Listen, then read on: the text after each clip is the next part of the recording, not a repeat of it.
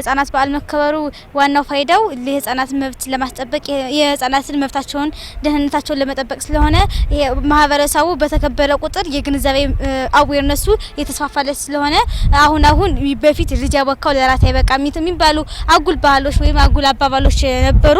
እሱ እየተቃረፉ እየመጡ ሙሉ በሙሉ 100% ባይሆንም ትንሽ እኮ ከበፊቱ የተሻለ ሁኔታ እየተፈጠረ ነው። ህፃናትም መብታቸውን ያለምንም መሸማቀቅ ያለምንም መፍራት በየአደባባዩ መግለጽ እንዲችሉ ፋይዳ አለው ማለት ነው። እንግዲህ የህፃናት በዓል በወረዳም በቀበሌም እስከ ዞን ድረስ ባለው እየተከበረ ይገኛል። እሱም ለህፃናት ደህንነታቸውን ለመጠበቅ ዋና አስተዋጽኦ ያደርጋል ማለት ነው።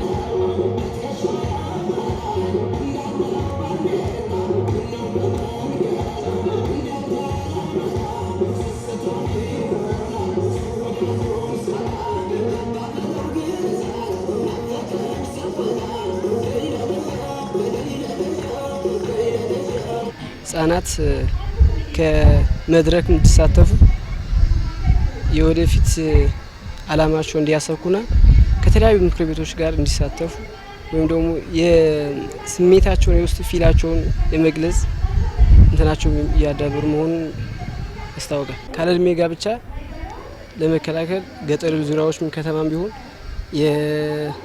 የሕክምና ክትትል ምርምር እንዲወስዱ ያደርጋሉ። ያለ እድሜ ጋብቻ ደግሞ በትምህርቶች እንዳይፈጸም ደግሞ እየዞሩ የትምህርት የመስጠት ቀጣይ የራሷ የሆነ ነገር እንዳላት ተምራት እንድትለወጥ የሚሆን እያስተምራት መሆኑን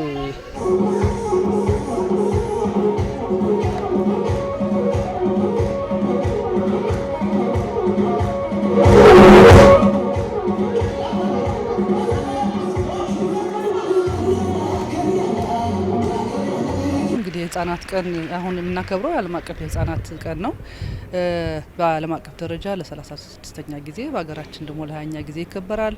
ይህም ደግሞ መሪ ቃሉ የሚከበርበት መሪ ቃል የህፃናት መብት የህፃናት የመጫወት መብት ለሁሉም የሚል ነው። እንግዲህ የህፃናት የመጫወት መብት ሲባል ህፃናቶች ብዙ መብቶች አላቸው። ከነሱ ውስጥ አንዱ የመጫወት መብት ነው።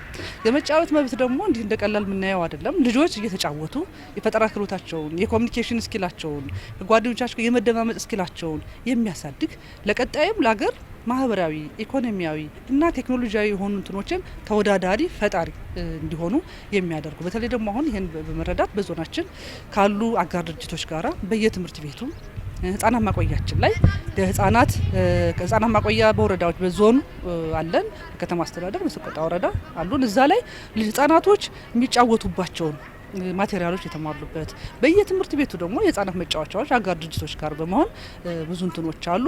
ይህ መጫወት ብቻ አይደለም ፋይዳው። ልጆች በህፃነታቸው ስትሬችድ የሆኑ የተጨነቁ ልጆች ከሆኑ ቀጣይ ያላቸውን አቅም ሙሉ በሙሉ ልናገኝ አንችልም። ስለዚህ እየተጫወቱ ሳይኮሎጂካሊ ሜንታላቸውን አጀስት አድርገው ከዛ በኋላ ደግሞ ሲገጣጥሙ፣ ሲቆርጡ፣ ሲቀጥሉ የፈጠራ ችሎታቸውን በዛው የሚሉበት የሚያሳድጉበት ነውና ነገም ለሀገርም ልጆች ዝም ብሎ ከማንበብ ዩኒቨርሲቲ አንባቢና ጸሐፊ ከመሆን በበለጠ ፈጣሪ የነገን ሀገር የሚረከቡ ልጆች እንዲሆኑ ያደርጋልና ዛሬ የምናከብረው በዓል ይህ የህፃናት የመጫወት መብት ትልቁ የሆነ የመጫወት መብት ነውና ይህንን ነው እንደ ብሔረሰብ አስተዳደር ይህን እያከበርን ያለ ነው።